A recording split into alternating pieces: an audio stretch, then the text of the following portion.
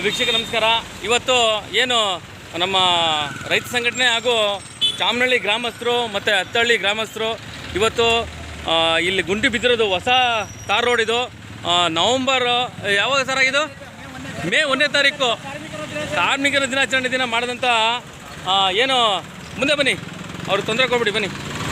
ತಾವು ನೋಡ್ತಾ ಇದ್ದೀರಾ ನೋಡಿ, ಇದು ಇಲ್ಲಿ ಗುಂಡಿ ಬಿದ್ದಿರೋಂಥ ನಾನು ನಿಮ್ಗೆ ತೋರಿಸ್ತಾ ಇದ್ದೀನಿ ನೋಡಿ. ಹೆವಿ ವೆಹಿಕಲ್ಗಳು ಓಡಾಡುತ್ತೆ ಇಲ್ಲಿ, ಆಯಿತಾ? ಹೆವಿ ವೆಹಿಕಲ್ಗಳು ಓಡಾಡುತ್ತೆ. ಯಾವ ಮಟ್ಟಿಗೆ ಇದನ್ನು ಮಾಡಿದರೆ ಅಂತ ಅವರು ಮಾತಾಡ್ತಾರೆ. ಸಂಬಂಧಪಟ್ಟ ಅಧಿಕಾರಿಗಳಿಗೆ ಎಷ್ಟೇ ವಿಷಯ ತಿಳಿಸಿದ್ರು ಕೂಡ ಆ ಗುಂಡಿ ಮತ್ತು ಹೊಸ ಗುಂಡಿ ಬಿದ್ದಿರೋದು ತಾರ್ ರೋಡ್ ಇದು. ತಾವು ನೋಡ್ತಾ ಇದ್ದೀರಾ ಇಲ್ಲಿ ನೋಡಿ. ಇದು ಉದ್ದಕ್ಕೂ ಏನು ಇಲ್ಲಿ ಮಧ್ಯ ಇದೆ, ಅದು ಹಿಂದೆ ಒಂದು ಪೈಪ್ ಲೈನ್ ಮಾಡಿದರು. ಅದನ್ನ ಕಾಮಗಾರಿಗೆ ಸರಿ ಇಲ್ಲ ಅಂತ ಕೂಡ ರೈತ ಸಂಘಟನೆ ಮತ್ತು ಸಂಬಂಧಪಟ್ಟಂಥವ್ರು ವಿಚಾರನ ಏನು ಕೇಳ್ತಾ ಇಲ್ಲ ಅಂತ ಕೂಡ ಹೇಳ್ತಿದ್ದಾರೆ. ಸರ್ ನಮಸ್ಕಾರ. ಹಿಡ್ಕೊಳ್ಳಿ, ಹಂಗೆ ಕೈಲಿ ಹಿಡ್ಕೊಳ್ಳಿ. ಈಗ ಸರ್ಕಾರಿ ನೌಕರರಿಗೆ ಪತ್ರವನ್ನು ಮಾಡಾಯಿತು, ಅದಕ್ಕೆ ಸಂಬಂಧಪಟ್ಟ ಏನು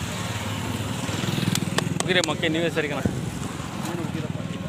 ಮಾತಾಡಿಕೊಂಡು ಇಲ್ಲಿ ಇಂಜಿನಿಯರ್ ಕೆಲಸ ಅವರು ಮತ್ತು ಸತೀಶ್ ಅವರು ಇವರಿಬ್ಬರು ಸೇರಿ ಕಾಂಟ್ರಾಕ್ಟರ್ ಎಲ್ಲ ಪಾಲ್ಗಾರಿಕೆ ತಗೊಬಿಟ್ಟು ಈ ಕಳಪೆ ಕೆಲಸ ಮಾಡ್ಬಿಟ್ಟವ್ರು.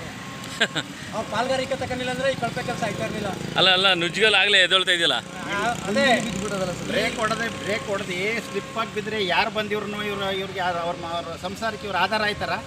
ಹಂಗಾಗಿ ಈಗ ಮೊದಲು ಪೈಪ್ ಲೈನ್ ಮಾಡುವಾಗ ಇಲ್ಲಾಂದ್ರೆ ಒಂದು 40-50 ಜನ ಬಿದ್ದು ಕೈ ಕಾಲು ನೋವು ಮಾಡ್ಕೊಂಡ್ರು.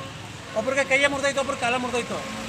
ಈಗ ಪ್ರಾಣಹಾನಿ ಆಗೋಂಗ ಅಂತ ಕೆಲಸ ಮಾಡ್ತಾವ್ರೆ. ಈಗ ರೋಡ್ ಹಳ್ಳಕ್ಕೆ ಬಿದ್ದು ಈಗ ಏನಾಗುತ್ತೆ, ಇಂಜಿನಿಯರ್ಗಳಿಗೆ ಇದ್ರ ಬಗ್ಗೆ ಯಾವುದೇ ಕಂಪ್ಲೇಂಟ್ ಮಾಡಿದ್ರೆ ಅವ್ರಿಗೆ ಮನವರಿಕೆನೇ ಇಲ್ಲ. ಅವರು ಬೇಜವಾಬ್ದಾರಿಗಳಂತಲೇ ನಾವು ಹೇಳ್ಬೇಕು. ಈಗ ಯಾಕೆಂದರೆ ನಾವೇನೇ ಕಂಪ್ಲೇಂಟ್ ಮಾಡಿದ್ರು ಆ ಕಂಪ್ಲೇಂಟ್ನ ಇವರು ಸರಿಯಾದ ರೀತಿ ಕೆಲಸ ಮಾಡ್ತಾಯಿಲ್ಲ. ಕಂಪ್ಲೇಂಟ್ನ ಏನು ಕಂಪ್ಲೇಂಟ್ ಕೊಟ್ಟು ಉತ್ತರ ಹೇಳ್ತಾರೆ, ಕಳಿಸ್ತಾರೆ. ಎಲ್ಲ ಇಲಾಖೆಗಳು ನಾವು ಕಂಪ್ಲೇಂಟ್ ಮಾಡಿದ್ದೀವಿ. ಮುಂದೆ